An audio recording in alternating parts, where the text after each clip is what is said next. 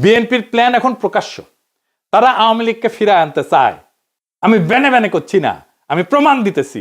দেখেন হিন্দু সম্প্রদায়কে দিয়ে কি বলানো হইতেছে।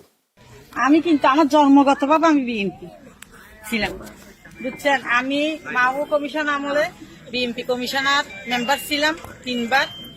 এখন দেশে আসছি গঠন করে। কিন্তু এখন আমি মা বোনকে বলছি, নিজের ইজ্জত যদি রক্ষা করতে চান আপনারা সবাই বিএনপি কে ভোট দিন। বিএনপি বলে কেউ অবহেলা করবেন না, কেন এখন আওয়ামী লীগ নেই। এটাই বলছি, যেটা আমাদের মাতৃ জন্মের কথা। মা বোনরা বলছে যে আওয়ামী লীগকে ভোট দিও, বিএনপি কে দিও না। কিন্তু এখন বর্তমান আমরা আছি এখন বিএনপির হাতে, আমাদের আওয়ামী লীগ নাই। তোমরা সবাই নিজের ইজ্জত যদি বাঁচাতে চাও, নিজের একটা মেয়ে যদি বড় হয় মা বাবার বয় থাকে, কিন্তু এখন বয় নেই। আর এখানে আমাদের মা বাবা এরা সবাই, এদেরকে চিনেন। যদি দূরের মানুষ হতো তাহলে বয় ছিল, এরা দূরের মানুষ নেই, এখানে আমাদের দেশের মানুষ। কোনো যদি ক্ষতি হয় কিছু হয় আপনাদের ওদেরকে ডাকতে পারবেন।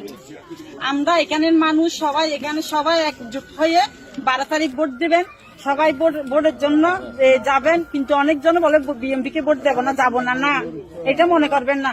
বিএনপি কে দিলে মনে করবেন কোনোদিন আবার আওয়ামী লীগের হাতে যেতে পারবেন আপনারা। বিএনপি কে চান কিন্তু অন্য দল দেখবেন, কিন্তু নিজের হাতে নিজের কপালে হাত মারবেন। এখানে বিএনপি ছাড়া আর কোনো উপায় আমাদের নাই। এখানে হিন্দু বা মুসলিম হোক, সবাই বিএনপি কে চান। আমি বলছি আমাদের এই এলাকার সবাই আপনারা বিপদের সময় না পেলে এদেরকে পাবেন। এরা এখানে কাছের লোক, এরা দূরের নাই। কেউ হারিয়ে যেতে পারবেন এখান থেকে, আমাদের হাত থেকে, কেন এগুলো আমাদের দেশের লোক। তাই আমি বলছি মা বোনকে, এখানে মহিলা হইয়ে বা পুরুষ হইয়ে ওই বিএনপি কে দেবো না এই কথা আর বলিয়েন না। কেন আমরা এখন একটাই দল, বাংলাদেশে একটাই দল আছে, ওইটাই কোনো দল না। এটা নিজেরাই দল করছে, যে এটাকে কেউ সমর্থন দেবে না ওই দলকে। আমরাই এখন হচ্ছি যে কি সবাই বলো বিএনপি কে চাই, ভোট চাই, ধানের শীষে ভোট দেবে, এটাই আমরা চাই। আমাদের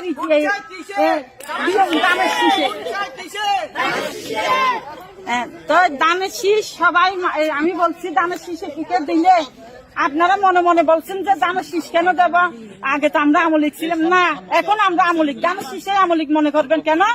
আওয়ামী লীগ আসার জন্য আমরা এটা একটা পথ। আমরা বিএনপি কে যদি চাই, বিএনপি দেখা 10 বছর বাদ হলে আমাদের নেত্রীকে আবার আনবে, জানেন এটা। কিন্তু ওদের হাতে যদি চলে যায়, পাকিস্তানে চলে যেতে হবে সবাইকে, মনে করবেন। শুনলেন তো, কইতেছে আগে আমরা আওয়ামী লীগ ছিলাম, এখনো আমরা আওয়ামী লীগই আছি। ধানের শীষকেই আওয়ামী লীগ মনে করবেন কেন? কারণ আওয়ামী লীগ আসার জন্য এই একটাই পথ। আমরা বিএনপি কে যদি চাই, বিএনপি দেখেন 10 বছর পরে হইলেও আমাদের নেত্রীকে আবার আনবে। শুনেছেন, নিজের কানে তো শুনলেন। আর একটা প্রমাণ দিতেছি, আসেন সে প্রমাণটা দেখি। এই যে সংসদ নির্বাচন হইতেছে, এখানে এমপি কে ভোট দেওয়া ছাড়া একটা গণভোট হবে। সে গণভোট হবে, বিএনপি কিন্তু ঘরের মধ্যে এইগুলা স্বীকার করে এসেছে, গণভোটে যে সমস্ত জিনিস থাকবে। এই গণভোটে হ্যাঁ বা না ভোট দিতে হবে। হ্যাঁ ভোট দিলে কি কি পাবেন? আপনি 12টা জিনিস পাবেন। 12টা কিভাবে আগামী রাষ্ট্র চলবে সেটা ঠিক করতে পারবেন। কি কি সেটা একটা একটা করে বুঝে দেখি, শুনেন মন দিয়া।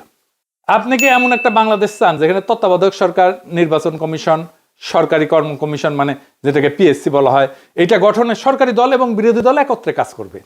সুন্দর কথা না? 2 নাম্বার, সরকারি দল ইচ্ছা মতো সংবিধান সংশোধন করতে পারবে না। সুন্দর না কথাটা? 3 নাম্বার, সংবিধানের গুরুত্বপূর্ণ পরিবর্তনের ক্ষেত্রে গণভোটের বিধান চালু হবে। সুন্দর না?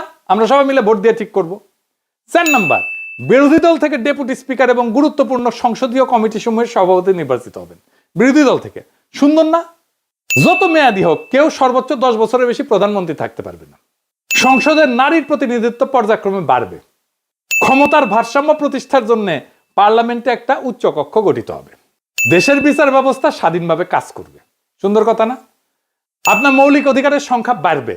কি রকম একটা মৌলিক অধিকার হইতেছে, ইন্টারনেট সেবা কখনো বন্ধ করা যাবে না, এটাকে মৌলিক অধিকার হিসেবে ঘোষণা দিবে। তার হাসিনা এটা বন্ধ করে দিছিল।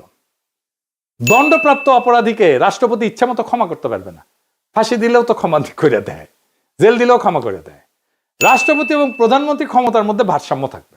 রাষ্ট্রভাষা বাংলার মর্যাদার পাশাপাশি অন্যান্য জাতিগোষ্ঠীর ভাষাও সাংবিধানিকভাবে স্বীকৃতি হবে। সব সুন্দর কথা না? 12টা কথা। হ্যাঁ ভোট দিলে সবগুলা পাবেন, এই যতগুলো আছে সবগুলো। না ভোট দিলে কিছুই পাবেন।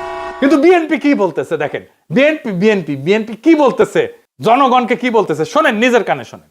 এখানে আরেকটা ব্যালট হবে হা এবং না। আপনারা একটু গণভোট হয়েছেন না, এটা গণভোট। গণভোট হবে হা এবং না। যদি আপনারা যারা আওয়ামী লীগ করেন, যারা অন্যান্য দল করেন, তাদের কাছে তাদের জ্ঞাতার্থে সুবিধার্থে আমি জানাচ্ছি, যদি হা জয়যুক্ত হয় কোনো ক্রমে, সারা দেশে যদি হা জয়যুক্ত করা মানে ভোটে জয়যুক্ত হয়, তাহলে এদেশের স্বাধীনতার পরে ৭২ যে একটা সংবিধান ছিল, শেখ মুজিবুর সাহেব করেছিল, ডক্টর কামালের হাতে লেখা, এই সংবিধান টোটালটা অমিট করে দেবো, মানে মুছে ফেলবো। স্বাধীনতার যে ৭১ সালে যে যুদ্ধটা হয়েছিল, এই যুদ্ধটা ৭১ সালের কোন ঘটনায় বাংলাদেশে আর থাকবে না। আপনার ইয়ের মধ্যে যে সংস্কার করতে চাইতেছে, যে সংস্কারের জন্য হানা বুট হইতেছে, এদের মধ্যে লেখা আছে ৭১ সালকে বাদ দিয়ে ২৪-এ যে ইটা হয়েছে, গণঅভ্যুত্থানটা হয়েছে, ৭১ জায়গাটা নিবে ২৪ সাল। কেন নিবে? এটা একটা কারণ আছে, জামাত ইসলামের একটা কারণ আছে। জামাত ইসলাম ৭১ সালে দেশের স্বাধীনতা চায় না, এদেশে বাংলাদেশের স্বাধীন হোক, বাংলাদেশ স্বাধীন হোক, জামাত ইসলাম কিন্তু এটা চাই নাই।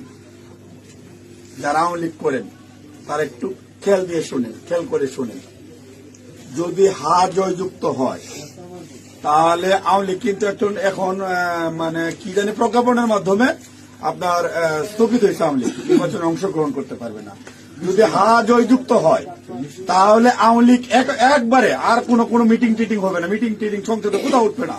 ওই হার মধ্যে এই লেখা আছে আওয়ামী লীগ নিষিদ্ধ। এই যে ২৪ সালে গণহত্যার জন্য আওয়ামী লীগ কিন্তু নিষিদ্ধ হয়ে যাবে আপনাদের ভোটেই। যদি হাতে ভোট দেন, হাতে ভোট দিলে আপনার ১৬ ডিসেম্বর থাকবে না, ২৬ মার্চ থাকবে না, আপনার ৭১ সালের যে যুদ্ধ করছে, মা বোনেরা ইজ্জত দিচ্ছে, ৩০ লক্ষ মা বোন ইজ্জত দিচ্ছে, এটা থাকবে না। অর্থাৎ আপনারা যারা আওয়ামী লীগ করেন, দয়া করে আপনারা না ভোটের জন্য হলো, আওয়ামী লীগের তো আমরা আসলে বিএনপি হইতেছে উদারপন্থী রাজনৈতিক দল, আমরা বিএনপি চাচ্ছি সকল দল মিলে একটা দেশে নির্বাচন হোক, সকল এবার না হোক, সামনে যেন সকল দল একটা নির্বাচন অংশগ্রহণ, ৫ বছর পরে যেন সকল দল নির্বাচন অংশগ্রহণ করতে পারে। আপনারা আপনাদের যারা আওয়ামী লীগ করেন, আপনাদের দল রক্ষা করার জন্য আপনাদের কেন্দ্রে যাইতে হবে, ঠিক আছে? আপনাদের কেন্দ্রে যাইতে হবে, আপনাদের দল রক্ষা করার জন্য, না ভোট দেওয়ার জন্য, সার্বভৌমত্ব দেশ রক্ষা করার জন্য। ৭১কে ফিরিয়ে, মানে ৭১ যেভাবে আছে, স্বাধীনতার যুদ্ধটার ইতিহাস আছে, এই ইতিহাসটা রক্ষার জন্য হলেও যারা না ভোট দিবেন, যারা আওয়ামী লীগ করেন, আপনাদের কেন্দ্রে অবশ্যই যেতে হবে। কেন্দ্রে যদি আপনারা আপনাদের দলকে রক্ষা করতে যান, যেহেতু এবার আপনাদের নাই, কোন নমিনেশনের আওয়ামী লীগের কোন প্রার্থী নাই, দয়া করে সেক্ষেত্রে আপনাদের কাছে আমাদের অনুরোধ, যারা আওয়ামী লীগ করেন, বিএনপির তো আপনারা ভোট আমাদের দিবেনই, ঠিক আছে? যারা বিএনপি করেন ওরা তো আমাদের ভোট দিবেনই। না ভোট দেওয়ার জন্য যারা কেন্দ্রে যাবেন, আপনাদেরকে যেতেই হবে, আপনাদের অস্তিত্ব রক্ষার জন্য, আওয়ামী লীগ রক্ষার জন্য হলেও আপনাদের কেন্দ্রে যেতে হবে। শুনেছেন? তার মানে বিএনপির ঘুরে ফিরে আওয়ামী লীগকে ফিরে আনতেই চায়। তারা অনেক আগে থেকে বলতেছে কিন্তু আওয়ামী লীগ নির্বাচনে আসুক। শুনেন। তবে আওয়ামী লীগের প্রধান প্রতিদ্বন্দ্বী বিএনপি চায় দলটি নির্বাচনে আসুক, নির্বাচনটি হোক অংশগ্রহণমূলক।